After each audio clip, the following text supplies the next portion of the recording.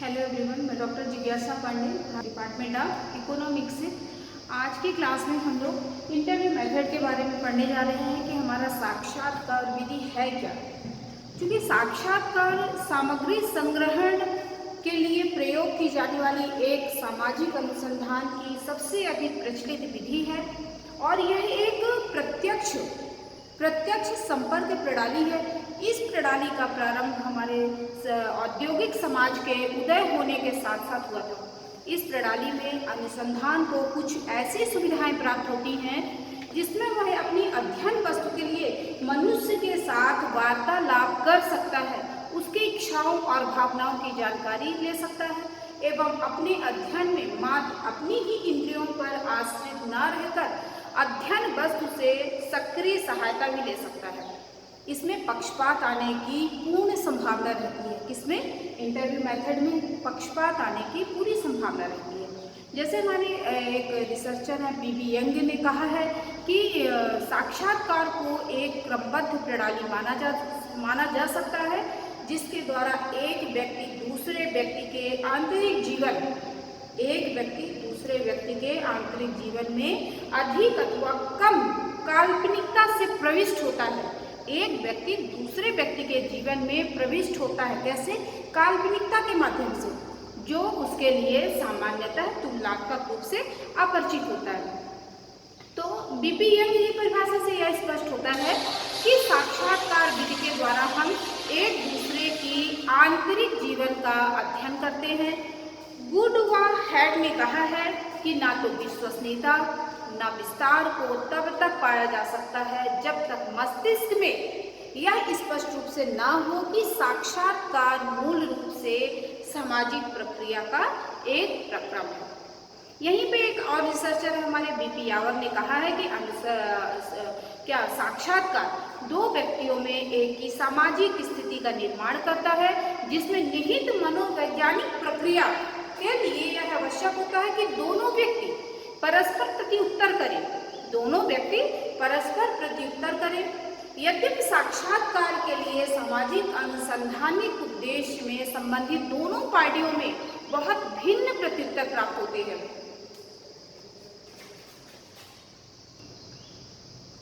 अब यहाँ पे हम लोग दूसरे पॉइंट पर बात करेंगे कि रिलेशन ऑफ इंटरव्यू मेथड, यानी हमारा जो इंटरव्यू साक्षात्कार की विधि है उसका रिलेशन कैसे कैसे होता है, किन किन से होता है।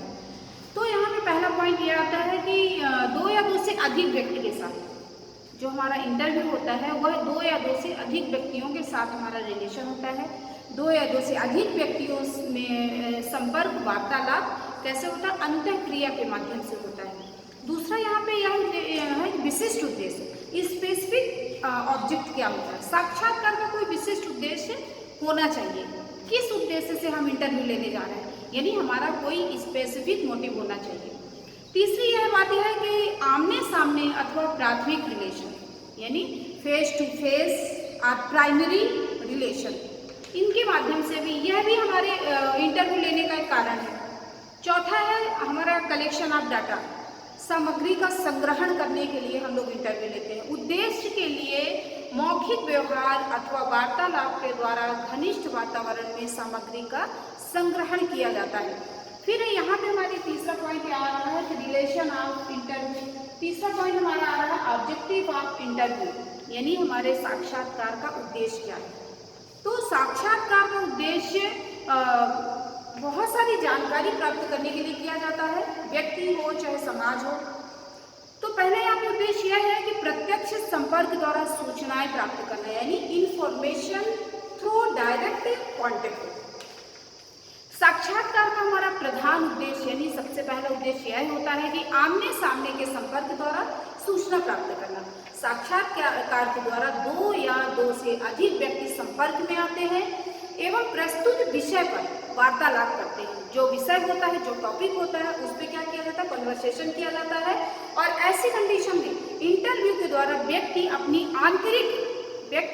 आंतरिक सूचनाएं प्रदान करता है और साक्षात्कार के द्वारा आंतरिक भावनाएं, धारणाएं और इच्छाओं आदि के बारे में सूचना प्राप्त की जा सकती है।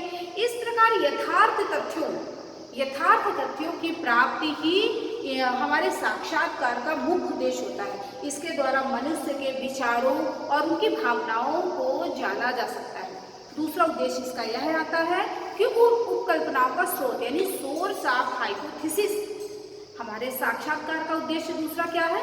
हाइपोथेसिस, उपकल्पनाओं का स्रोत क्या है। क्योंकि साक्षात्कार उपकल्पनाओं का एक महत्वपूर्ण स्रोत माना गया है। सामाजिक क्रिया अथवा अंतर क्रिया के बारे में विभिन्न व्यक्ति अपने व्यवहार की व्याख्या प्रस्तुत करते हैं। उसके आधार पर विभिन्न उपकल्पनाओं का निर्माण करते हैं, हाइपोथेसिस का निर्माण करते हैं और अवलोकन के आधार पर, ऑब्जर्वेशन के आधार पर विस्तृत एक सूचना तैयार करते हैं। साक्षात्कार का महत्व उद्देश्य क्या होता है? महत्वपूर्ण उद्देश्य यह होता है कि उपकल्पना की रचना करना, हाइपोथेसिस की रचना करना। साक्षात्कार के द्वारा समीप की स्थापना होती है, एक दूसरे के समीप आते हैं और समीप से ही समस्या की वास्तविकता का पता चलता है। रिसर्च, समस्या क्या है? हमारा रिसर्च है, रिसर्च की वास्तविकता का पता चलता है। विभिन्न क्रियाओं और अंतर क्रियाओं के संबंध में नवीन दृष्टिकोणों की प्राप्ति हमारे साक्षात्कार के द्वारा होती है। तीसरा इसका उद्देश्य हमारा यह है, इंटरव्यू का उद्देश्य यह है पर्सनल डाटा यानी व्यक्तिगत तथ्य क्या होते हैं। तो व्यक्तिगत तथ्यों के द्वारा व्यक्तिगत सूचनाओं की प्राप्ति की जा सकती है। गुणात्मक उद्देश्य यानी क्वालिटेटिव मोटिव की प्राप्ति के लिए व्यक्तिगत तथ्यों की प्राप्ति में विशिष्ट प्रकार का साक्षात्कार अत्यंत उपयोगी होता है। आमने सामने उत्तर के कारण सूचनाएं अपनी आंतरिक जीवन की बातें खोल देने के लिए प्रेरित करता है। नेक्स्ट हमारा इसका उद्देश्य यह होता है इंफॉर्मेशन अबाउट क्वालिटेटिव फैक्ट यानी गुणात्मक तथ्यों को प्राप्त करना। क्योंकि सामाजिक तथ्य मूल रूप से गुणात्मक होते हैं। क्या? सामाजिक तथ्य मूल रूप से क्या होते हैं? क्वालिटेटिव होते हैं और ये तथ्य विचार, विश्वास और भावना आदि के रूप में मनुष्य के अंतर जगत में बने रहते हैं। और ये फैक्ट जो होते हैं वो व्यक्तिगत और सामूहिक दोनों रूप में हो सकते हैं। पर्सनल भी हो सकते हैं और एक ग्रुप के रूप में भी हो सकते हैं।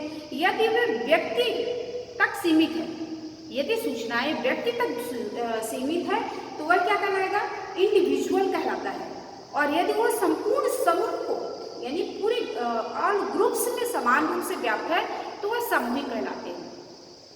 इन्हें अन्य साधनों के द्वारा प्राप्त नहीं किया जा सकता है। अतः गुणात्मक तथ्यों को प्राप्त करना भी हमारे साक्षात्कार का एक महत्वपूर्ण उद्देश्य माना जाता है। इसका अगला उद्देश्य यह होता है कि एडिशनल इंफॉर्मेशन यानी अतिरिक्त सूचना प्राप्त करना है। इसका उद्देश्य यह भी है, अतिरिक्त सूचनाएं इससे प्राप्त की जा सकती हैं। सूचनादाता की बदलती हुई परिस्थितियों एवं सामाजिक परिवर्तनों का ज्ञान रहता है, इसलिए उनके साथ घनिष्ठ संपर्क एवं आमने सामने संबंध स्थापित करके नवीन परिवर्तनों और धारणाओं के बारे में नवीनतम सूचना प्राप्त की जा सकती है। यहाँ पे हमारा अगला टॉपिक आ रहा है validity and reliability in interview and its importance in research.